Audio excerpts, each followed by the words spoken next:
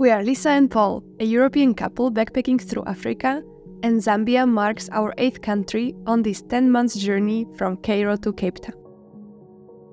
Known for its remarkable wildlife and Victoria Falls, one of the 7 natural wonders of the world, Zambia also holds a lesser-known treasure: Chimfunshi Wildlife Orphanage. Our love for chimpanzees began in Gombe National Park, where we observed them in the wild. So when we had the chance to volunteer at one of the world's largest chimpanzee sanctuaries, we couldn't resist. Join us and see what life is like as a volunteer working with these incredible creatures.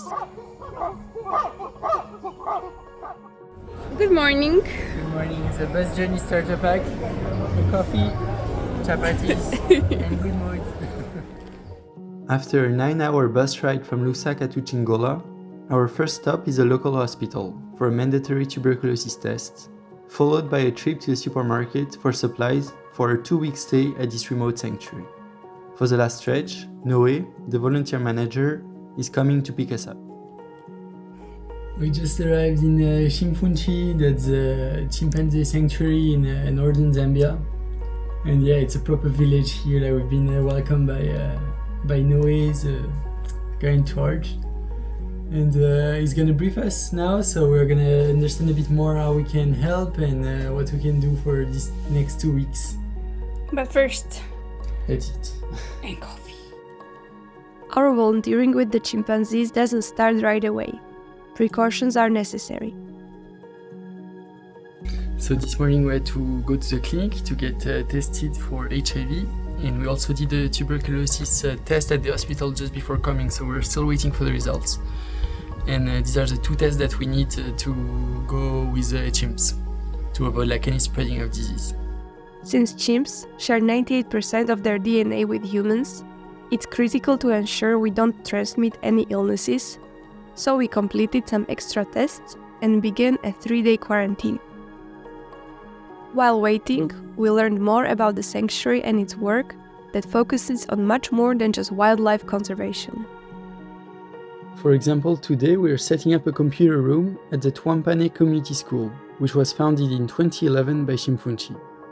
It now welcomes over 220 students from 1st to 9th grade and offers on-site vocational training and a daily hot lunch for everyone. Lisa, what's the plan today? Farm work. Farm work differs every day based on the current needs. Chimfunshi Farm provides food not only for the chimps, but also for the kids in the community school. So this is apparently a Chinese cabbage, which I never cooked with. Maybe I should. And it's not only for school kids, but also for chimps. So I was quite impressed, because it's very hard. So first they have to cook it, and then the chimps can eat it. Very fancy. Fancy, yeah. And this is how you harvest it. So you leave The just bottom, yeah. the bottom. Okay. And today we're tasked with doing the entire line.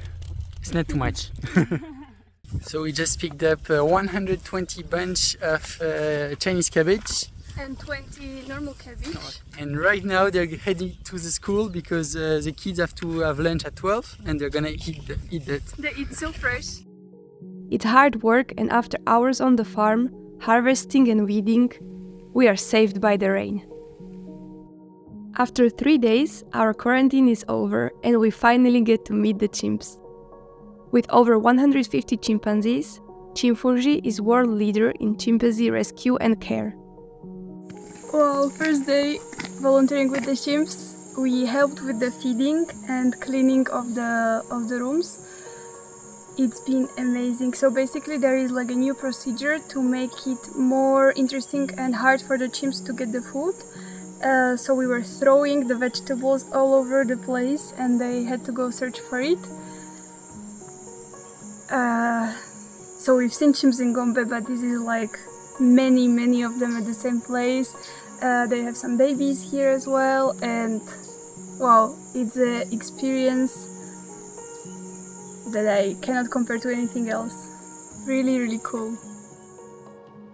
Working alongside the staff, we learned the ins and outs of daily tasks: feeding, cleaning, and the observation of the animals.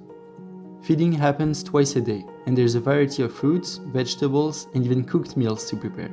So we just prepared the food for the chimps, and now we just washed it, so it's ready to feed to them. And we have like the morning one and the afternoon one. Good job.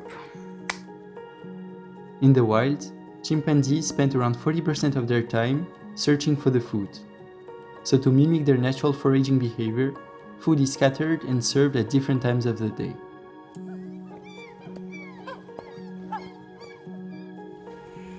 So now we're building enrichment boxes for the chimps. Basically, it's going to be a box where we hide some peanuts, it's the rewards, and then we put some leaves, some branches, and it's to make them a bit work for their food so they're not bored, they can simulate a bit their wild behavior.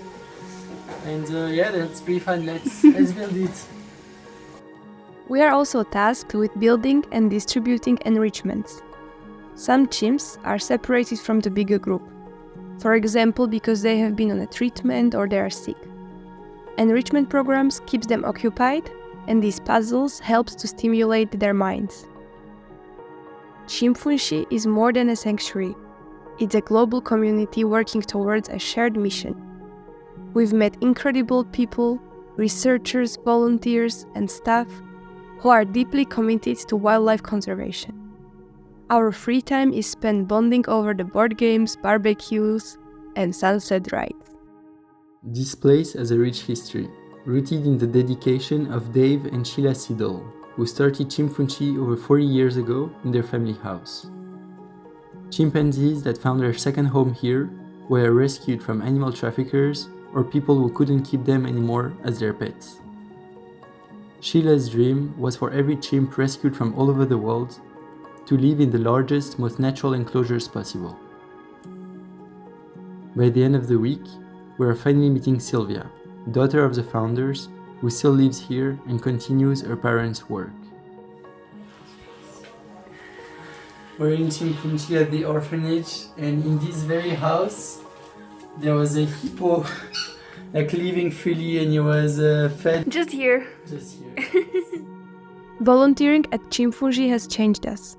We witnessed the resilience of the chimps and the dedication of their caretakers. This experience has deepened our understanding of conservation, community, and the power of giving back. As we continue through Africa, we carry Chimfunshi's legacy in our hearts and hope to be able to come back one day.